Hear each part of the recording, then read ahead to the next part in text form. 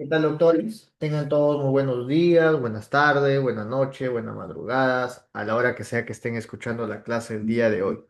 A ver, chicos, les voy a explicar primero brevemente cómo va a ser la metodología, ¿ya? Todos los sábados, o incluso los viernes, pero más seguro los sábados por la mañana, ¿ya, chicos? Todos los sábados por la mañana se va a estar subiendo la teoría de la semana correspondiente.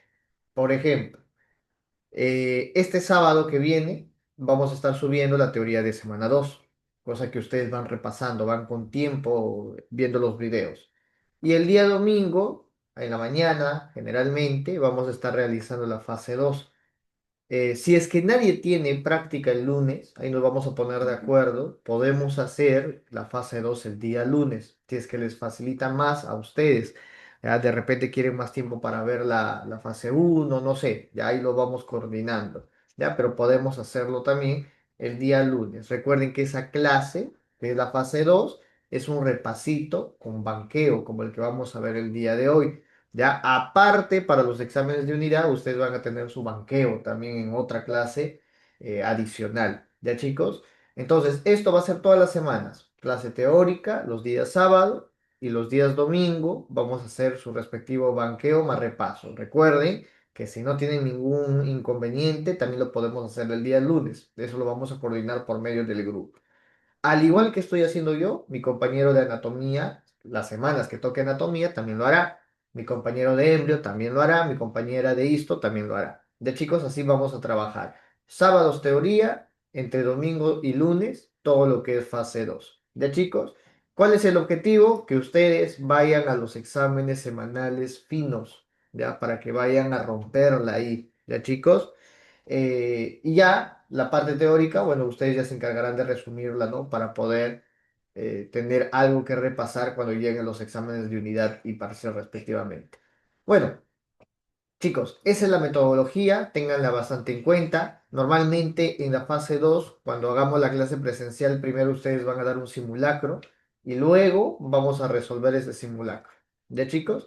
Listo, bueno, el día de hoy no vamos a realizarlo de esa manera debido a que es la primera semana. Vamos a ver de frente el repaso más el banqueo. A ver, primera pregunta. ¿Cuándo cierra el neuroporo superior, también llamado neuroporo rostral o neuroporo anterior? A ver, ¿qué dicen, chicos? Todos, ya todos, los cinco que están conectados, pongan su respuesta. Chicos, así va a ser a partir de ahora. Ustedes tienen que participar. Las notas se gana también el OPAO participando. Día 25 dice Boris, ¿qué dice el resto? Todas estas preguntas que les estoy mostrando son preguntas que han venido en sus exámenes semanales, ¿ya? He al menos agrupado a las últimas preguntas, ¿ya? Todas las últimas preguntas de los últimos ciclos les he agrupado. Chicos, día 25, ¿todos de acuerdo? Día 25, a ver, nosotros sabemos que formamos un tubo, ¿no, chicos? El famoso tubo neural. Este tubo neural tiene dos aberturas, un neuroporo superior, también llamado neuroporo rostral, ya superior, anterior o rostral, ya como quieran llamarlo. Y tenemos otro que es un neuroporo inferior, posterior, o también pueden ponerlo como caudal. ¿Ya, chicos? Y lo que dijo el doctor es muy cierto. El día 25, ya el día 25 suele cerrarse el neuroporo superior. Y el día 27 o 28 ya se va a cerrar el neuroporo inferior. Los libros, como el Gaito, que no es muy específico de embriología o el AFIFE incluso, mencionan que 3 días después del cierre del primer neuroporo suele cerrarse el segundo. ¿Ya, chicos? Ese es otro criterio también que podrían tener en cuenta. ¿Qué necesito para poder cerrar este tubo neural, chicos? Otra típica pregunta de examen. ¿Qué necesito yo para poder cerrar el tubo neural? ¿Qué molécula, qué sustancia, qué me ayudaría? Y evita las patologías, obviamente. ¿Cuál será, chicos? ¿Cuál será? Ahí está, muy bien, doctora Angie. El ácido fólico, también llamado vitamina B9, ¿ya? La vitamina B9. Esta vitamina entonces ayuda a la maduración de quién? De los neuroblastos, ¿ya? El neuroblasto, vamos a ponerlo por acá, el neuroblasto es la principal célula de todo el sistema nervioso a nivel embrionario, ¿ya chicos? De todo el sistema nervioso. Entonces, vamos a ver el neuroblasto de dónde sale. Ojo, el neuroblasto genera todas las células, excepto dos, ¿ya? Todas las células derivan del ectodermo, excepto dos, ¿ya? Bueno, en realidad, mira, todas derivan del tubo neural, neuroblastos, ¿ya? Excepto dos. La primera es la célula de Schwann y la segunda es la microglia. Ahora, acá te quiero hacer un pequeño paréntesis. Las células de Schwann derivan de la cresta neural, pero la cresta neural ya es un derivado del ectodermo, así que este también deriva del ectodermo. ¿Cuál no es nada ectodérmica? La microglia. Esta es mesodérmica. ¿Ya, chicos? Ténganlo en cuenta. Listo. Ahora, ¿cómo es la formación? No se olviden que aquí la notocorda es la que va a inducir la migración de las células del ectodermo, ¿no? Esas células que van a formar como un pliegue, el famoso pliegue neural. Más adelante se forma el surco neural hasta que al final terminamos formando el tubo neural. De chicos, no se olviden que acá la cosa es sencilla. La notocorda libera señales que hacen que las células que estaban en el ectodermo migren hacia la notocorda para que de esa manera formen el tubo neural. ¿De chicos? Listo. En el caso de que no exista un buen cierre, yo tengo dos patologías, ¿no? En el caso del neuroporo anterior, ¿cómo se llama la patología que puede generar?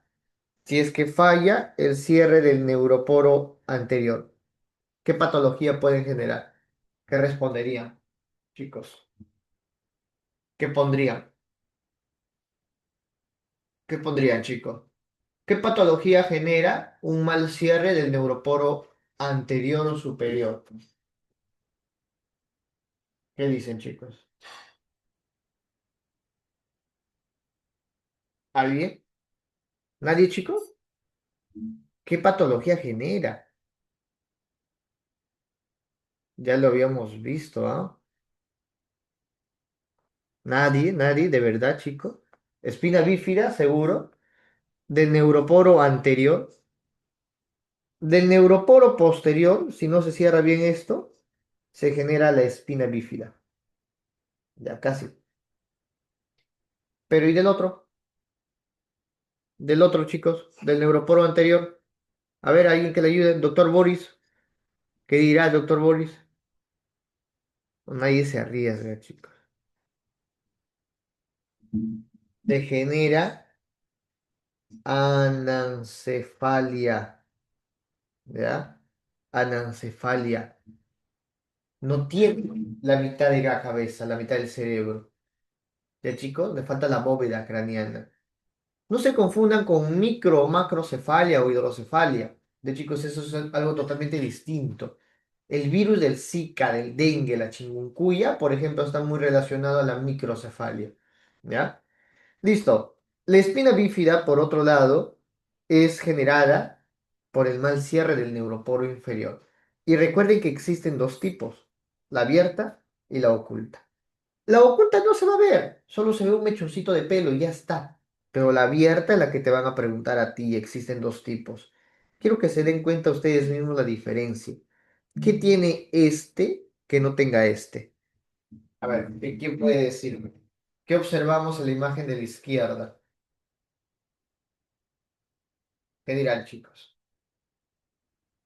¿Qué observamos en la imagen de la izquierda? Que la médula espinal también está saliendo, ¿no? Miren, se sale. En cambio acá no, solo las capas meningias se salen. Por eso es que este se llama mielo meningocele, mielo de médula espinal. En cambio el otro se llama únicamente meningocele. ¿Ya? Listo. ¿Cuál será más peligroso? El mielomeningocele, obviamente, ¿no? ¿Por qué? Porque estás afectando médula espinal. ¿Ya? Listo. Siguiente pregunta. ¿Qué canales se abren durante la despolarización? A ver, vamos a ponerle nombre, ¿ya? Acá tenemos la fase 4, acá tenemos la fase 0, acá tenemos la fase 3. Ya. La fase 4, también llamada de reposo. Acá, ¿qué característica hay? ¿Hay algún canal abierto? ¿Qué opino? ¿Los canales dependientes de voltaje del sodio y del potasio están abiertos? No. El sodio no suele ingresar y si ingresa lo hace muy lentito, muy lentito. El potasio, por otro lado, en algunas células puede salir ya por canales de fuga, ya pueden salirse algunos, ya. Y el potasio cuando sale genera cargas negativas, ¿no? ¿Por qué? Porque se escapan cargas positivas. Pero ojo, esto es únicamente en algunas células. Así que lo único que yo te recomiendo que consideres acá es que está funcionando la bomba de sodio y potasio. Esto es lo que suelen considerar en las preguntas. ¿Ya, chicos? Luego, recuerden que acá viene un estímulo, ¿no? Ese estímulo, ¿qué hará? Abrirá algunos canales, ¿no? Va a abrir algunos canales. Por ejemplo, si fuera un estímulo de acetilcolina, se abre el canal del sodio. Entonces, ¿el sodio qué hace? Ingresa. ¿Qué cargas tiene el sodio? Positivo, ¿no? Entonces, miren cómo el voltaje empieza a ingresar, perdón, empieza a subir, miren, miren. Miren cómo lentamente va subiendo, ¿no? Entonces, ¿qué conclusión saco? Que esta fase cero, ¿ya? Que es una fase de despolarización, va a depender de qué? De la entrada de sodio, ¿ya? Entonces vamos a ponerlo en un costado. Fase cero, ¿de qué depende? Ingreso de sodio. Listo. Esto quiero que te acuerdes. Ingreso de sodio. Por eso aumenta el voltaje. Llega hasta más 20 milivoltios más o menos, ¿no? Y durante todo este periodo que está en potencial de acción, no se puede generar otro potencial de acción. Eso se llama periodo refractario absoluto, ¿ya? Porque no puede haber una despolarización sobre otra despolarización, ¿ya, chicos? Pero luego el voltaje empieza a caer. ¿Por qué? Porque esos canales de sodio, cuando están la célula con carga positiva, se cierra. ¿Ya? Cuando está por más 20 milivoltios, ya esa es una señal para que ese canal de sodio se cierre. Entonces, el sodio que solía ingresar ya no lo va a hacer, ya no entra. Y cuando hay cargas positivas, los canales de potasio se abren completamente, haciendo que el potasio se escape. Entonces, la fase 3 depende de la salida del potasio. Mire, segunda conclusión. ¿Y qué pasaría si ahora, mira, porque el voltaje cae, pero qué pasaría si el voltaje cae por debajo de reposo?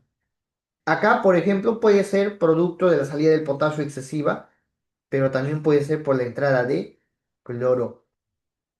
¿Eso cómo se llama? No, no es ninguna fase, ¿no? Esta es la hiperpolarización. Y en la hiperpolarización, ¿qué voy a encontrar yo? Entrada de cloro. Ya, entra cloro. Listo. De chicos, esos son los canales que van a interactuar cada vez que yo genere un potencial de acción. ¿Qué más debo agregar acá que debo recordar? A ver, por ejemplo, que a los canales de sodio, ¿ya? Porque acá hay canales de sodio. Recuerden que hay dos tipos de canales de sodio, ¿ya? Los canales de sodio dependientes del ligando, que se abren acá al inicio, y los canales de sodio dependientes de voltaje, que se abren a partir de acá, ¿no? Porque recuerden que acá había un umbral. Era como que les dije, para probar nervioso, ¿cuánto necesitaba? 11,5, 10,5. Ya, esta es la nota que necesitas para probar. Pero a diferencia de la nota, ¿no? Como tal, acá tú, cuando superas el umbral, generas el potencial de acción. Si tú sacas más de 10,5, apruebas y llevas tus cursos de cuarto ciclo, ¿no? Que es todo esto. ¿Ya? Listo. Esa es la famosa teoría del todo o nada. Eso lo hemos revisado también en la clase teórica. Por eso, chicos, es muy importante que ustedes a esta clase vengan revisando los videos de fase uno, ¿ya? Listo. Entonces, acá yo veo apertura de canales de sodio dependientes de voltaje. Por ejemplo, estos canales pueden ser bloqueados con la lidocaína. Ya puedes bloquearlos con la lidocaína. Y por ejemplo, a los canales de cloro que están por acá, yo puedo estimularlo con las benzodiazepinas o los barbitúricos. Benzodiazepinas como el alprazolam, diazepam. Entonces, si yo a un paciente le doy diazepam, hiperpolarizo a la neurona. Por ende, no hay impulso nervioso, por ende, la neurona se duerme. ¿De chicos? ¿Y qué te pasa a ti si tomas una benzodiazepina? También te duermes. De lo mismo. Listo, chicos. Hay un potencial de acción que ustedes van a ver en el músculo cardíaco que es así, ¿ya? Acá se agrega una fase uno y una fase 2, ¿ya? La fase uno depende también de la salida de potasio, ¿ya chicos? En cambio, la fase 2 depende de la entrada de calcio, por si es que les preguntan, ¿ya chicos? Ojo, esto es únicamente en las fibras ventriculares y auriculares del músculo cardíaco. Otra excepción que te pueden preguntar es en el nódulo sinusal. En el nódulo sinusal, el reposo es así, mire, así. Y luego viene el potencial de acción. Así, mire, así. El reposo, por ejemplo, en el nódulo sinusal, depende de la entrada de sodio a través de unos canales que se llaman canales FAN. ¿Ya? Mira, acá el reposo depende de sodio, o sea, la fase 4. ¿Ya? La fase uno, perdón, la fase cero, que es la despolarización, en este caso depende de la entrada de calcio. Miren, miren la gran diferencia. La repolarización sí depende del potasio, de la salida del potasio, ¿ya? Esas son las únicas excepciones que vamos a encontrar, ¿ya, chicos? Así que tengan cuidado. Listo. Hasta acá, ¿me van entendiendo, chicos? ¿Sí? ¿Están conmigo en el repaso, doctores? A ver, pronúnciense, chicos. ¿Están conectados? Dígame algo, doctores, buenas. ¿Están todavía vivos? Sí, todavía. Ya. Chicos, esto en presencial es diferente, pues, ¿no? Porque van a interactuar más ustedes. ¿Cuál es la distribución de los cuerpos de Nils? A ver, chicos, ¿qué es un cuerpo de Nils? ¿Qué es un cuerpo de Nils? ¿Qué me pueden decir ahí en el chat? ¿Qué será un cuerpo de Nils? ¿A qué lo asocian al cuerpo de Nils? ¿Alguien? ¿A qué lo asocian al cuerpo de Nils, chicos? Nadie se arriesga de verdad, chicos. Eso vino el ciclo pasado, ¿ah? A los ribosomas, ya. Pero ¿cuál ribosomas? Hay ribosomas sueltos y hay ribosomas que también están anclados, ¿no? En el retículo y en el núcleo, en la membrana nuclear. El NILS, ¿qué será? Los que están, muy bien, ¿no? Los que están en el retículo endoplasmático rugoso, ¿no, chicos? Los que están en el retículo endoplasmático rugoso. Los cuerpos de Krebs son el retículo endoplasmático, bueno, son los ribosomas anclados ahí en el retículo, chicos, ¿ya? Entonces, ¿dónde vamos a encontrar los cuerpos de Nils? Por ejemplo, en el núcleo, ¿no? Ese es el que, en el lugar donde más vamos a encontrar en el soma, sobre todo alrededor del núcleo y en las dendritas. ¿Ya? Son los dos únicos lugares. En el axón no hay cuerpo de Nils. Ya chicos, no se olviden, en el axón no hay cuerpo de Nils.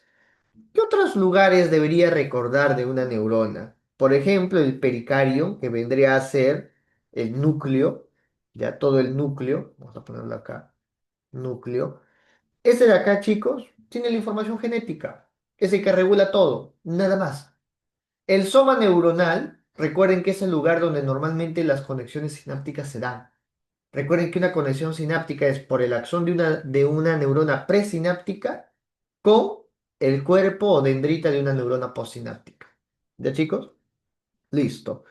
¿Qué más observamos por acá? El axón, que suele ser único, Ya en cambio las dendritas suelen ser múltiples, el axón jamás va a estar ausente. Luego, la célula de Schwann. La célula de Schwann, recuerden que produce vaina de mielina, ¿no? Y la vaina de mielina es una estructura lipídica constituida principalmente por la esfingomielina, que suele ser un aislante eléctrico. O sea que el impulso nervioso, cuando avanza, salta. ¿Por qué? Porque donde hay vaina de mielina se repele. Si no hubiera vaina de mielina, el impulso nervioso avanzaría así, mire, lento. ¿Qué quiere decir? Que mientras más vaina de mielina exista, mayor será el impulso nervioso. Ya chicos, más velocidad tendrá el impulso nervioso. ¿Por qué? Porque en estas regiones que se llaman nódulos de Rambier, aquí, ojo, se llaman nódulos de Rambier, encontramos bastantes canales de sodio. Bastantes. ¿Ya chicos? Por eso es que este es el lugar donde se transmite el impulso nervioso. ¿Ya? Las células de Schwann son productores de vaina de mielina, pero en el sistema nervioso periférico. Porque en el sistema nervioso central, no se olvide que están los oligodendrocitos. ¿Ya, chicos? Listo. Continuamos. A ver, otra cosita. Las quinesinas y las dineínas. Recuerden que las quinesinas son proteínas que van a mover vesículas llenas de neurotransmisores hacia la membrana celular. O sea, así como les acabo de dibujar acá, miren. Así. De un lugar negativo a un lugar positivo. ¿Ya? Eso hace la kinesina, es un movimiento anterógrado. O sea, permite la liberación de los neurotransmisores. En cambio, las dineínas guardan las vesículas, las llevan hacia el núcleo, hacia el soma, movimiento retrógrado. ¿Ya, chicos? Listo. El que te van a preguntar es esta, la quinesina. ¿Ya? Así que tenla ahí en la mira, por si acaso. Listo. Siguiente pregunta. Diferencia entre sinapsis química y eléctrica. A ver, chicos, ¿cuáles son las diferencias entre una sinapsis química con una sinapsis eléctrica? Primero, el nombre, ¿no? El nombre te dice todo. ¿Quién tiene presencia de neurotransmisores? ¿La química o la eléctrica? Chicos, ¿quién tendrá presencia de neurotransmisores? ¿La química o la eléctrica? ¿Qué dicen? Por lógica nomás, chicos, ¿ah? ¿Quién tendrá presencia de neurotransmisores? A ver, neurotransmisores, la química, ¿no? En cambio, la eléctrica tiene canales GAP, ¿no? Vamos a dibujar acá. Vamos a imaginar que esa es una neurona presináptica y acá está pegada a una neurona postsináptica. Entonces, ¿qué pasa, chicos? En la eléctrica, si tú tienes más sodio en un lugar, por ejemplo, vamos a imaginarnos acá, y acá tienes menos sodio, ¿qué va a pasar? La gradiente hace que se mueva los iones hacia el lugar donde hay menos concentración. ¿Cómo? A través de los canales GAP. Estas proteínas, que están constituidas por 8 subunidades de conexinas, van a tener la capacidad de poder transportar moléculas de una célula a otra, pero siempre y cuando respetes una gradiente de concentración. ¿Qué significa? Que si tú reviertes y ahora tienes más sodio acá y tienes menos sodio acá, entonces el flujo de iones va a invertirse y el sodio va a moverse hacia el otro lado. ¿Qué significa? Que la sinapsis eléctrica es bidireccional, ¿ya? Es bidireccional. En cambio, la química es unidireccional, ¿ya? La química, al utilizar neurotransmisores, necesita de receptores al otro lado. Por ende, suele demorar más, es más lenta. En cambio, este es más rápida, ¿ya? La química está prácticamente en todas las neuronas. En cambio, la eléctrica lo vas a encontrar sobre todo en músculo liso, en músculo cardíaco y en hipocampo. ¿Ya? Son los lugares donde más sinapsis eléctrica van a encontrar. Músculo liso, músculo cardíaco, hipocampo. Ya músculo cardíaco, sus tres tipos, el ventricular, auricular y los del sistema de conducción. Ya todos. Listo. Ahora, la sinapsis química, lo que te pueden preguntar son los pasos, chicos. Ya los pasos. ¿Cuál es el primer paso de una sinapsis química? Vamos a ponerlo por acá. Primer paso. Yo necesito que los canales de sodio se abran. Por ende, tiene que haber un potencial de acción. Ya, primer paso, existencia de un potencial de acción. ¿Para qué? Para que aperture los canales de sodio y el sodio puede ingresar. ¿Con qué? Con cargas positivas, ¿no? Miren, lleno de cargas positivas. Estas cargas positivas, ¿qué harán? Harán que aumente el voltaje, ¿no? Lo que habíamos visto acá, ¿no? Aumenta el voltaje, ¿no? Miren cómo aumenta. ¿Por qué? Porque entra el sodio, ¿no? Acá está pasando eso. Está aumentando el voltaje y ese potencial de acción abre canales de calcio, porque son canales dependientes de voltaje. Y de esa manera el calcio ingresa. Miren, segundo paso, apertura de canales de calcio. ¿Y qué hará este calcio? Este calcio va a unirse aquí, miren, en unas moléculas que se llaman SNARE-V, ¿ya? La sinaptobebrina. Esa sinaptobebrina va a unirse a otras proteínas que están aquí en la membrana, pero primero deben acercarse. El calcio permite eso, permite que poco a poco se atraiga a la membrana, a la vesícula, y pueda conectarse ese SNARE-V con moléculas que están acá, como por ejemplo el SNAP25. Y de esa manera yo uno a esta vesícula, a la membrana, haciendo que todo su contenido se libere. Eso se llama exocitosis. ¿Ya, chicos? Entonces, moléculas como la SNARE-V, el SNAP25 o las conexinas o sintaxinas, que podemos ver acá, perdón, neuroxinas, son vitales. Ya permiten la adhesión entre célula y célula durante la sinapsis. Pero lo más vital es la SNARE-V y SNAP25. Ahora, ¿por qué les digo esto? Porque aquí puedo venir a bloquear. Ustedes van a ver sobre todo a la acetilcolina, ¿ya? Entonces, un bloqueador de acetilcolina es la toxina botulínica, ¿no? La toxina botulínica, ¿qué hará? Impide que el SNARE-V se active. Por ende, no hay liberación de la acetilcolina. La toxina botulínica impide la liberación de la acetilcolina, que vendría a ser el tercer paso, ¿no? Liberar acetilcolina. ¿Ya, chicos? Toxina botulínica liberada por el Clostridium botulinum impide entonces la liberación de la acetilcolina. Por ende, no hay impulso nervioso, porque no hay sinapsis. Ahora, ¿qué pasa cuando la acetilcolina se libera o el neurotransmisor en sí? Busca su receptor. ¿Ya? Entonces, el cuarto paso vendría a ser la unión del neurotransmisor con el receptor. En este caso, este es un receptor nicotínico. ¿Cómo sé que es nicotínico? Porque es un canal. La acetilcolina tiene receptores nicotínicos y muscarínicos. Todos los receptores que estén asociados a canales son receptores ionotrópicos. ¿Por qué? Ion, acuérdate el nombre, iones, ionotrópico, porque mueve iones.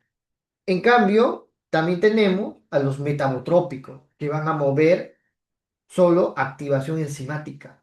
Y luego esa activación enzimática generará otros cambios, como apertura de canales, no sé yo. Eso lo veremos en endocrino. ¿Ya, chicos? Entonces, ¿qué hace la acetilcolina? Cuando se une la acetilcolina al receptor, permite la entrada de más sodio. Pero ahora, ¿a dónde? A la neurona postsináptica. Ya, recuerda que esta es la neurona postsináptica. Y yo le estoy metiendo sodio. ¿Te recuerda algo? Claro, ¿no? Te recuerda a esto. ¿Por qué? Porque de esa manera el ciclo se repite una y otra y otra y otra y otra vez. Ya, así es como el impulso nervioso continúa, porque ya generé un potencial de acción acá. Entonces, más adelante por acá meteré calcio y seguramente conectaré con otra neurona. De eso trata la sinapsis. Ahora, la acetilcolina puede bloquearse acá. Estos receptores se pueden bloquear, ¿ya? Se pueden bloquear. Pero otra cosita, chicos, esta acetilcolina no puede estar todo el tiempo ahí. Ningún neurotransmisor puede estar mucho tiempo en su receptor, porque si no genera un estímulo prolongado. Imagínate que vaya la acetilcolina a un músculo, generas contracción muscular prolongada. Eso es parálisis espástica, no te conviene. Entonces, todo neurotransmisor tiene un límite. Necesita alguien que le diga, detente. En este caso, en este caso, acá en la membrana hay una molécula que se llama HASA, acetilcolinesterasa. ¿Qué hará la acetilcolinesterasa? Rompe a la acetilcolina en colina más acetato. Y esta colina se recapta, ¿ya? Y de esa manera el estímulo de la acetilcolina para, ¿ya? Entonces, veamos qué pasaría si yo bloqueo primero el receptor, ¿ya? Recuerda que hay receptor nicotínico y hay receptor muscarínico. Al receptor nicotínico, yo lo puedo bloquear con curare. Este me va a ayudar para relajar músculo. En cambio, el receptor muscarínico yo lo voy a bloquear con atropina. ¿Cuál es la diferencia? Que los receptores muscarínicos están en músculo liso y en músculo cardíaco. Por eso es que la acetilcolina puede generar bradicardia, por ejemplo. Por eso es que el músculo liso, perdón, la acetilcolina puede generar miosis del ojo, puede generar aumento del peristaltismo, puede generar, por ejemplo, broncoconstricción. Y así te puedo enumerar un montón de cosas. Si yo tengo mucha acetilcolina, todo lo que te he mencionado se va a prolongar, se va a potenciar. El paciente puede llevar esa bradicardia, paro cardíaco, ¿no? Esa broncoconstricción puede hacer que la vía ya no reciba aire. Te puedes morir. Eso se llama síndrome colinérgico. Normalmente por una potenciación del sistema parasimpático. Ya te voy a enseñar cuándo se potencia el parasimpático. ¿Qué haces tú? Le das atropina. Para impedir que ese efecto en el músculo liso y en el músculo cardíaco mata al paciente. En cambio, el curare, ¿qué hace? Bloquea nicotínicos. ¿Para qué? Para bloquear los receptores que están en el músculo esquelético. Es diferente. Ya chicos, tengan cuidado ahí. Otra cosita. A veces estos canales son reconocidos por los leucocitos. ¿Ya? A veces lo reconocen y lo matan a la célula. Ya la mata. ¿Cómo se llama esto? Esto se llama Meistenia gravis. ¿Ya? Meistenia gravis. La Meistenia gravis, chicos, la Meistenia gravis es una enfermedad autoinmunitaria, ya que se va a caracterizar, ¿por qué? Porque el sistema inmunológico se confunde y reconoce a estas proteínas, que son receptores nicotínicos, como si fueran proteínas de una bacteria, como si fueran de un virus o de un parásito, no sé yo. Entonces el sistema inmunológico va hasta ese lugar, reconoce esa célula y la mata. Otra enfermedad, ya, otra enfermedad, pero que reconoce canales de calcio como si fueran proteínas bacterianas, es la enfermedad de, y se me olvidó, Lamberton-Eaton, creo que se llama, chicos? Lamberton-Eaton, algo así. Ese, por ejemplo, ausece canales de calcio. ¿Ya, chicos? Ahora, volviendo por acá. Bueno, no ausece canales de calcio. Ataca a los canales de calcio, a las células que contienen los canales de calcio. En ambas situaciones, si tú te fijas, no hay sinapsis. O sea que en ambas situaciones el impulso nervioso no se da. Por ende, el músculo no recibe corriente eléctrica. Que va a haber parálisis, pero flácida. Se dan cuenta la diferencia, ¿no? En uno, parálisis espástica, en el otro, parálisis flácida. ¿En cuándo puede haber parálisis espástica? Por ejemplo, si yo bloqueo a la chaza, ¿no? Si yo bloqueo la chaza, como por ejemplo el gas sarín, ¿ya? Como por ejemplo los pesticidas, este suelen preguntarlo a cada rato.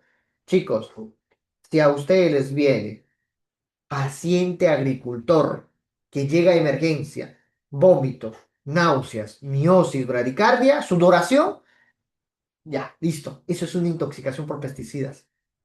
No se olvide. ¿Cuál es el mecanismo? Bloquear a la chaza. Si tú bloqueas a la chaza, ¿qué pasa? La acetilcolina vive más. Y todo ese efecto colinérgico que yo te conté hace un rato se potencia y puede matar al paciente. ¿Qué le das tú entonces? Atropina. Simple. Si tienes mucha acetilcolina, bloqueas entonces los receptores que no le hagan caso. Es como cuando alguien grita y tú te tapas los oídos. Lo ignoras. Ya, así. ¿Ya, chico? Listo. Hasta acá, los sobrevivientes. ¿Me han entendido? Doctora Andy, doctora Arumi, Nayeli, ¿están conmigo hasta acá? Ahora vamos a empezar ya preguntas más directas, ¿ya? ¿Cuáles son las funciones de las neuroglias? A ver, vamos a mencionar a todas las neuroglias. Primero tenemos al astrocito. Función del astrocito, chicos. El astrocito puede ser fibroso o puede ser protoplasmático, ¿ya? El fibroso, doctores, recuerden que tiene dos características básicas, ¿ya? Primero, que no es ramificado. Claro, muy bien, ¿no? Y el segundo, que tienen una función, a ver, ya, en general función de sostén y protección, pero este tiene una función más importante por ahí, aparte de la de sostén y protección. Forma la barrera hematoencefálica. No se olvide, forma la barrera hematoencefálica. En cambio, el protoplasmático, que es más ramificado, este es un mediador metabólico. Por ejemplo, metaboliza el glutamato en glutamina para poder reciclar glutamato. Eso ya lo expliqué en la clase teórica. Ya chicos, pero ambos en general tienen la función de sostén y protección. Ambos, ¿eh? De sostén y protección. Ahora, no se olviden de algo. Este se encuentra sobre todo en sustancia blanca. Este se encuentra sobre todo en sustancia gris. Listo. Esas son las pepas que deben saber del astrocito. Luego, ¿quién tenemos? A la microglia, ¿no? La microglia, ¿qué debemos saber? ¿Qué debemos saber? ¿Qué dato debemos saber de la microglia? Acá no es muy complicado acá. Dos datos, ¿no? Primero, deriva del mesodermo. Y segundo, su función, ¿no? ¿Cuál es su función? ¿Cuál será su función de la microglia? Fagocitosis. Y si hace fagocitosis, también genera inflamación. ¿Ya, chicos? Porque produce pirógenos endógenos. ¿Quién más tenemos? Ah, ya, luego tenemos al oligodendrocito. El oligodendrocito produce la vaina de mielina, ¿en dónde? En el sistema nervioso central.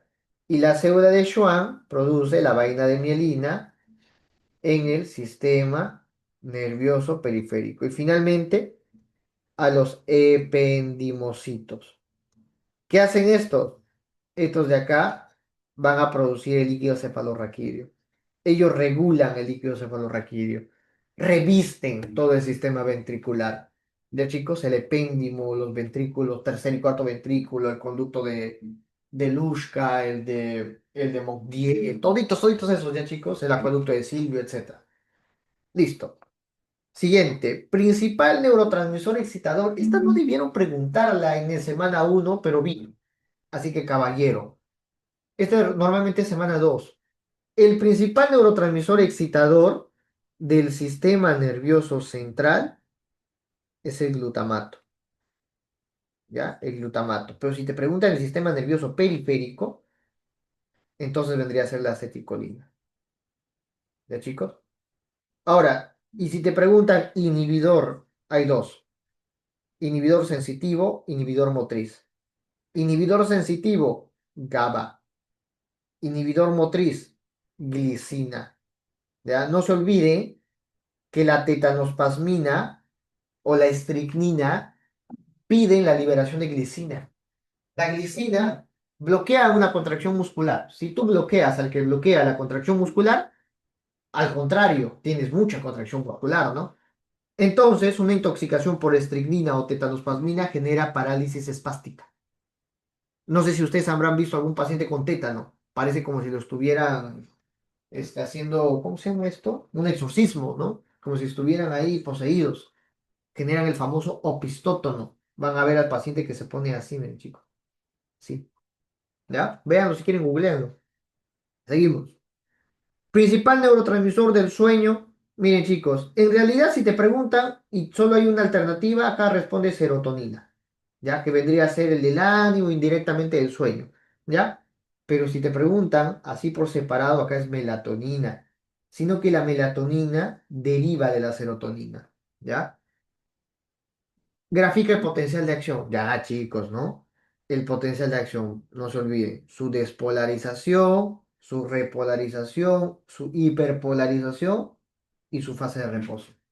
Recuerden que acá entra sodio, acá sale potasio, aquí entra cloro y aquí funciona solamente la bomba. Pero si te preguntan a qué ion es más conductable, donde hay más conductancia, recuerda que para el potasio. Acá suele salir el potasio con mayor abundancia por la membrana, ¿ya? Y el sodio pasa lentito, ¿ya? ¿Qué son los cuerpos de Nils? Ya, chicos, ya lo hemos hablado. Células del sistema nervioso central y periférico. A ver, mencionemos tres. Por ejemplo, en el central, los oligodendrocitos, ¿ya? Bueno, en realidad cualquier tipo de oligodendrocito, ¿no? Oligodendrocito, vamos a ponerlo acá. ¿Qué más? La neurona, ¿no? La neurona, ya. ¿Qué otro? Sistema nervioso central. Y ahí vamos a poner al astrocito, ¿ya? Astrocito. Listo. En sistema nervioso periférico, célula de Schwann. A la neurona no la podemos poner, pero pueden poner la prolongación de la neurona. ¿Ya? Prolongaciones de la neurona pueden poner. ¿Ya? ¿Qué más? Pueden poner a la microglia. La microglia puede estar en ambos en realidad. ¿Ya? Está en ambos, tanto el sistema nervioso central como el sistema nervioso periférico. El ependimocito únicamente el sistema nervioso central. ¿Ya, chicos? Ahí les dejo un resumen. Mecanismo de los pesticidas, ya les dije, ¿no? ¿Qué hace un pesticida? Un pesticida bloquea la chaza. Como tú bloqueas a la chaza, aumenta la actividad de la acetilcolina. Entonces, la actividad de la acetilcolina puede ser dos tipos, nicotínicos. Entonces, tú potencias la contracción muscular, hay parálisis espástica, pero también potencias muscarínicos. Por ende, vas a tener bradicardia, vas a tener, por ejemplo, broncoconstricción, vas a tener vómitos y náuseas, ¿no? Vómitos y náuseas, vas a tener miosis, vas a tener sudoración excesiva, diaforesis. ¿Qué hago yo para evitar todo esto? Para evitar todo esto, simple, yo doy atropina. Bueno, no para evitar, sino para resolver. ¿Ya? Doy atropina. Listo. Recuerden que este paciente suele ser un agricultor, ¿ya? Que está, obviamente, poniéndole veneno a sus plantitas.